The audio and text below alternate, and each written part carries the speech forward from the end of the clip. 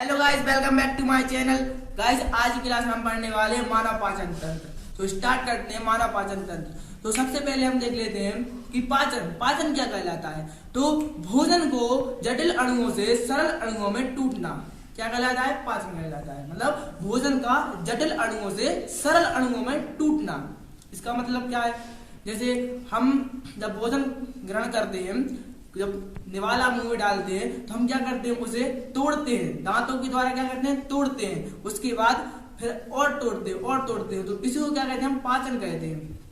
मतलब कि भोजन के जो बड़े बड़े अणु होते हैं, जटिल अणु होते हैं, उसको सरल अणुओं में तोड़ना ही क्या कहलाता है? पाचन कहलाता है। और तोड़ने के बाद उससे जो ऊर्जा निकलती है उसको प्राप्त करना क्या कहलाता है? पोषण कहलाता है। तो वो पोषण है और ये क्या है?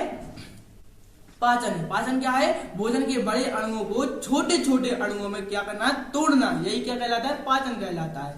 तो भोजन को पाचन में हम क्या लिखते हैं? भोजन को जटिल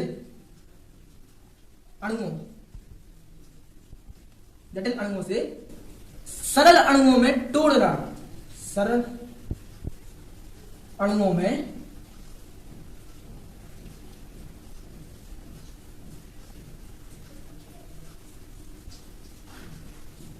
तोड़ना, ये क्या कहलाता है? पाचन। और पाचन तंत्र, पूरा पाचन तंत्र, तो हमारा ये जो पाचन होता है भोजन का जो पाचन होता है, वो उस पाचन में कार्य करने वाले जो अंग होते हैं, उन अंगों को सबको मिलाकर हम क्या कहते हैं? पाचन तंत्र। मतलब हम जो खाना खाते हैं उसमें उसका पाचन होता है, तो उसमें जो जो अंग भाग लेते हैं, जैसे कि मुंह हो गया, उसके बाद मुख से क्या होती है? ग्रास नली, उसके बाद आमाशय, उसके बाद क्षुद्रांत, वैदांत, मतलब जो जो उसमें भाग ले रहा है, तो उन सब अंगों को मिलाकर हम उसे क्या कहते हैं? अंग तंत्र, मतलब कि पाचन तंत्र।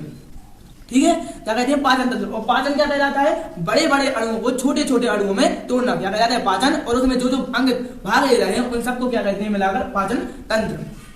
आई होप आप लोगों को क्लियर हो गया होगा। तो जो हमारे पाचन तंत्र में जो अंग होते हैं वो कितने होते हैं? 6 होते हैं। कितने होते हैं? 6 होते हैं। जो पाचन तंत्र में जो भाग लेते हैं वो होते हैं कितने?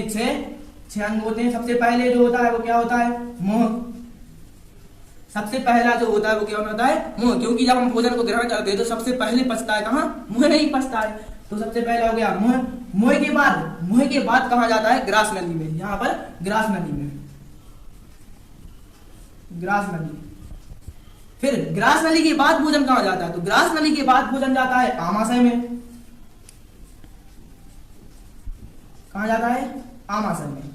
पहले मुंह में, फिर ग्रास नली में, फिर आमाशय में। उसके बाद आमाशय में पचने के बाद कहां जाता है? क्षुद्रांत, मतलब छोटी आंत। छोटी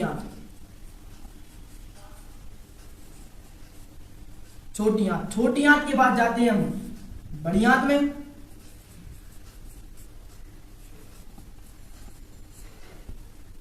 बड़ी आंत के बाद जाते हैं गुदाद्वार। यहां पर क्या हो जाता है? पूरी तरह से भोजन पच जाता है। उसके बाद अपशिष्ट पदार्थ होता है, उसको क्या हो जाता है? निष्कासन हो जाता है।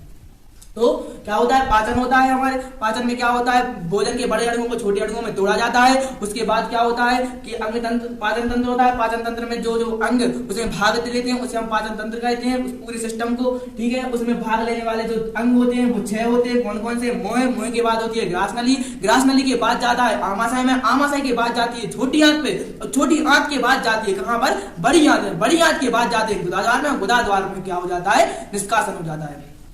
आई होप आप लोगों को क्लियर हो गया होगा।